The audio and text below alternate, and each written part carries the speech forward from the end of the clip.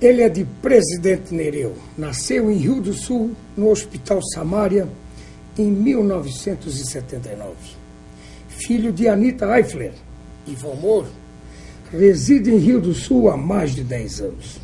Ele é casado com Juliana. Eles têm uma filha, Ana Júlia, 7 aninhos. Ele é graduado em História. Ele é especialista em História Cultural. Ele é mestrando em História do Tempo Presente. Ele é vascaíno, mas olha o futebol com muita descrença. Ele não tem preferência por comida, mas a estimada esposa diz que, como bom alemão, adora um doce. Ele, como educador, adora uma leitura. Ele admira o português, autor José Saramago, e do Brasil, Carlos Henrique Schroeder, Chico Buarque e o nosso Gabriel Gomes. Ele é o coordenador regional do Cinti para o Alto Vale do Itajaí. Ele é o nosso professor, Jason Betting. Estimado, obrigado por ter vindo. 35 dias, estamos gravando o programa dia 21 de junho, uma terça-feira, e há 35 dias o nosso magistério está parado, as crianças sem aula, os professores tentando buscar aquilo que entende ser de direito e o governo prometendo aquilo que não agrada à classe do magistério estadual. Obrigado por ter vindo. Eu que agradeço a oportunidade, né, de a gente estar ocupando esse espaço, esclarecendo, tendo a oportunidade de falar para a comunidade do Alto Vale no sentido de esclarecer as nossas reivindicações, toda essa nossa luta, essa luta que temos travado já há algum tempo. Me permita fazer uma correção no nome da minha mãe, é Ana, né, você falou Anita. Nada de muito grave, mas... Eu tenho aqui como Ana.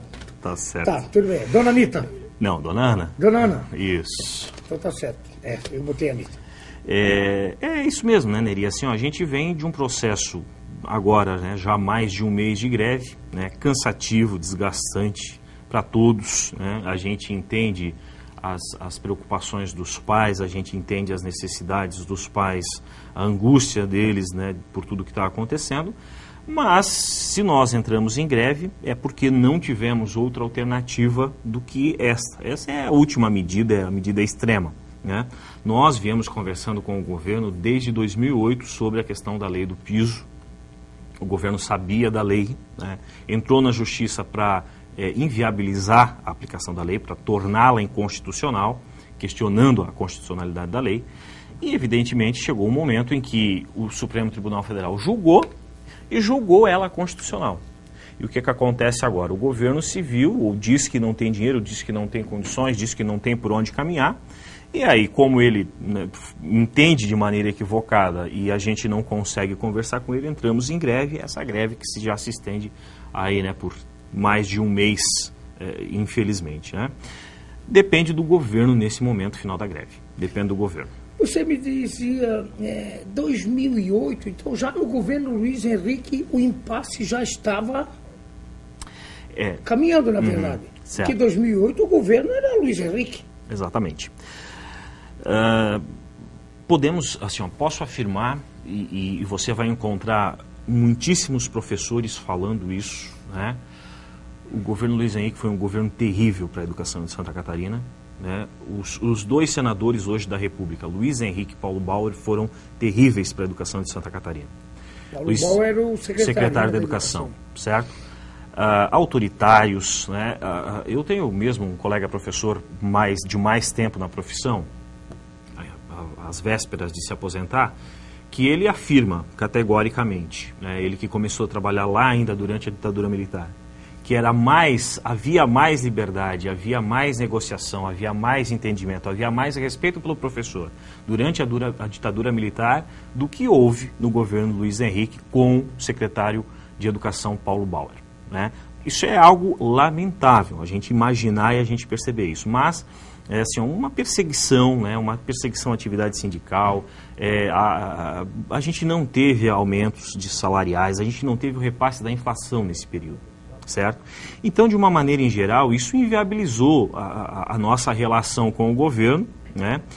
E aí, por outro lado, a gente vinha num processo, né, a lei do piso é uma luta histórica da categoria dos professores de todo o Brasil, de muito tempo. Em 2008, até eu acho que por uma situação, uma autoria do senador Cristóvão Buarque, foi proposta a lei do piso, né?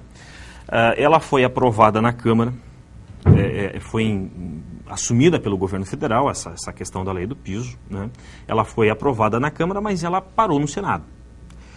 Bom, em determinado momento, os governadores de Minas Gerais e a governadora do Rio Grande do Sul precisaram de dinheiro emprestado do governo federal. Tinha uma situação ali de resolver algumas coisas, né?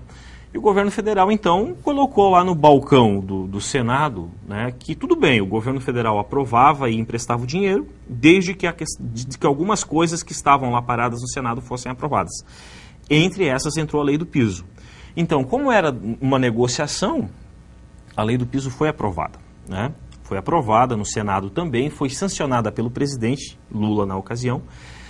Só que tão logo ela foi aprovada, os 5 governadores entraram na justiça questionando a constitucionalidade da lei. Então, desde 2008, eles sabiam que a lei existia e que uma hora ela seria julgada ou inconstitucional ou constitucional. Nós sempre falamos para o governo, ela é constitucional. Qual é o problema de uma lei que garanta um rendimento mínimo para o professor? Isso vai mexer no que na Constituição? Então a gente sempre falou isso para o governo. O governo sempre nos virou as costas, né? O governo nunca deu atenção para isso. E evidentemente, então, desde 2008 se sabia da lei, se sabia que uma hora ela seria julgada e que teria consequências, ao mesmo tempo que o governo Colombo, quando foi candidato e quando assumiu, já sabia que uma hora isso ia acontecer, né? Então ele não pode dizer agora que ele não sabia, que foi pego de surpresa. A lei existe desde 2008, é um processo que vinha acontecendo, vinha sendo analisado pelo Supremo Tribunal Federal, foi julgada constitucional e está aí. Para ser cumprida. Para ser cumprida. Tá. Aí, tudo bem. Isso aí realmente é o que aconteceu, a gente acompanhou via mídia, via imprensa, mas o piso era R$ 609. Exatamente. E pela aprovação considerada constitucional, ela foi para 1.187. Tudo bem, praticamente dobrou. Para alguns. Mas como é que fica aqueles de carreira, os mestrandos, os graduados, as pessoas que são doutorados? Como é que fica esse pessoal? Vamos clarear um pouquinho para a comunidade entender como é que fica. Quando se fala muito em número, as pessoas ficam perdidas. O governo vem dizer uma coisa, o Cinti vem dizer outra coisa, e fica aí 700 mil alunos sem aula, os pais querendo que os alunos voltem para a aula, reconhecem também, a gente entende que os pais reconhecem que o professor ganha pouco e deveria ganhar mais, mas a coisa não acontece em praticamente 40 dias, o magistério público do Estado de Santa Catarina parado. Eri, acho que a gente tem que voltar ainda um pouquinho mais nesse sentido.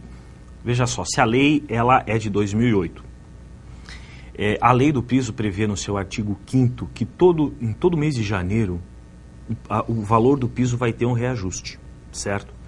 Então, o que aconteceu? Se ela é de 2008, todos os janeiros decorrentes desde então, o valor do piso teria que ter tido um reajuste. Muito bem. Mas na época, lá em 2008, já era 1.187? Não, era 950. Então, tá. Foi aprovado 950. Aí essa correção levou a 1.187. Isso, exatamente. Mas ainda tem aí uma questão que precisa ser abordada. No nosso entendimento, né, no início da greve, nós falávamos que o valor do piso, na verdade, ele deveria ser de 1.597. Por quê?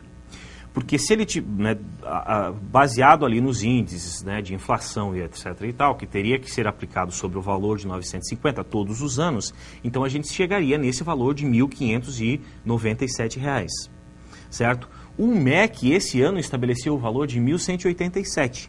Por quê?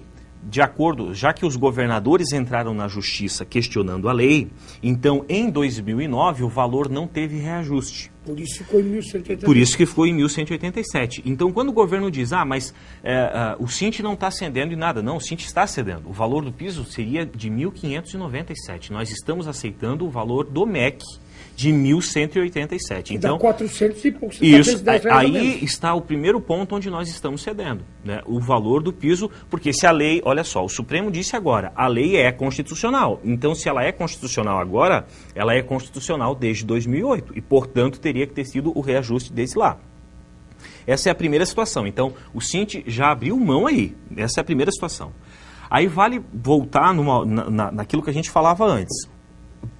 Pensem só, o valor do vencimento inicial de carreira na rede estadual era de R$ 609, certo? R$ 609.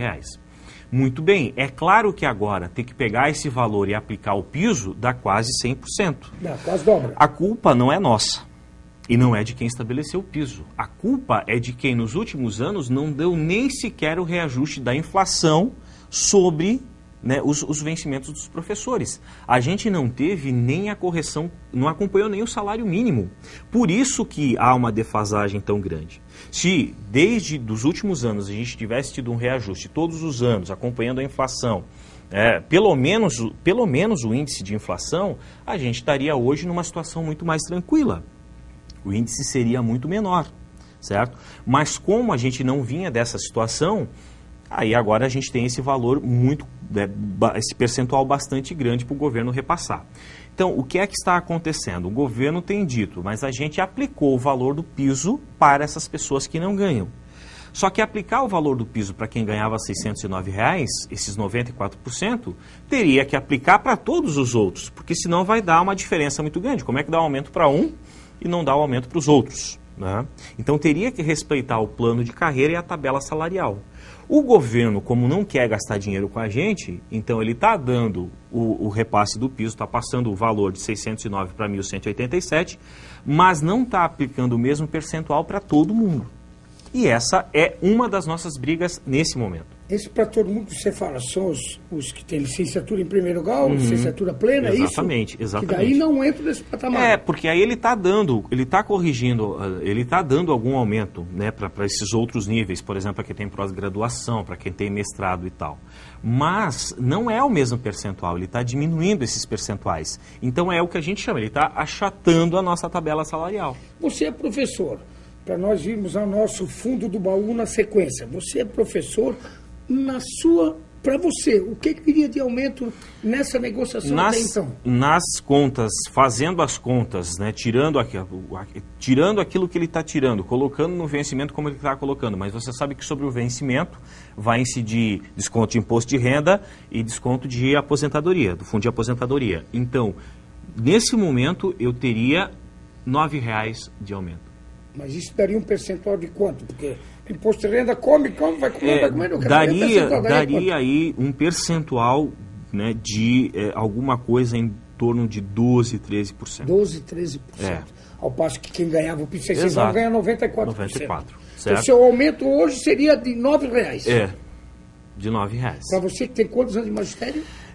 Eu até quero um pouco menos, aí estou com 10 anos de magistério, um pouco mais de 10 anos, considerando o tempo de que eu trabalhei em prefeitura e tal, né?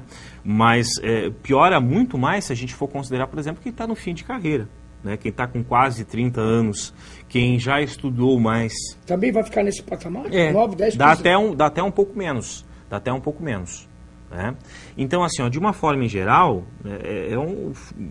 uma perda muito grande, porque a gente queria que aplicasse o piso, mas a gente queria que aplicasse o piso na carreira, na tabela, e não que inventasse outra tabela. Mas vocês estão insistindo, esse não acordo, vamos dizer assim, é porque essa outra categoria, que são os licenciatura em primeiro grau, licenciatura plena, estão exigindo também 94% ou vocês estão numa negociação com um percentual?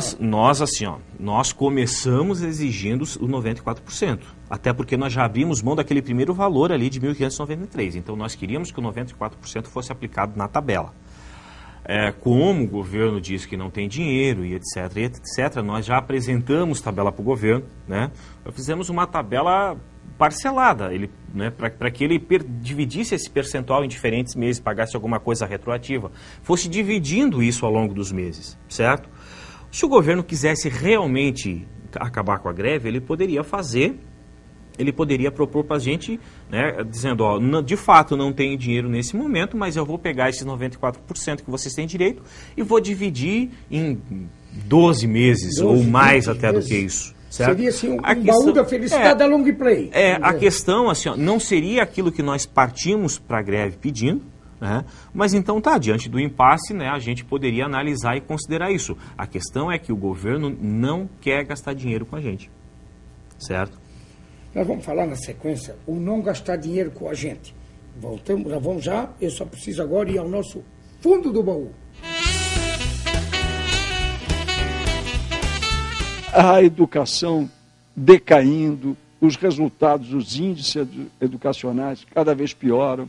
As universidades, ele criou 7 universidades esse ano. Só que tem 110 dias de greve nas universidades federais. E não recebe os professores, mas recebeu o time do Corinthians. Recebeu o time do Corinthians porque ele transforma tudo em futebol. Olha como ele transforma tudo em futebol. Eu diria a você que o Brasil está, em matéria de seleção administrativa, como um time de futebol que não tem técnico, não tem time e não tem banco de reserva. Então só pode fechar.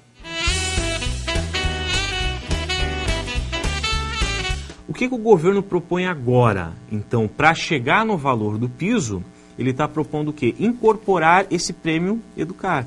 De R$200. De R$200. Colocar isso no vencimento. Que isso não é aumento, na verdade. Já não seria um aumento. Seria um aumento. A gente até aceitava que isso fizesse parte... isso era uma coisa.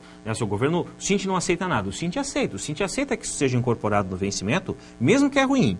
Desde que o governo venha com algum outro percentual de verdade para somar com isso. Porque não pode ser só a gente que abre mão e que perde.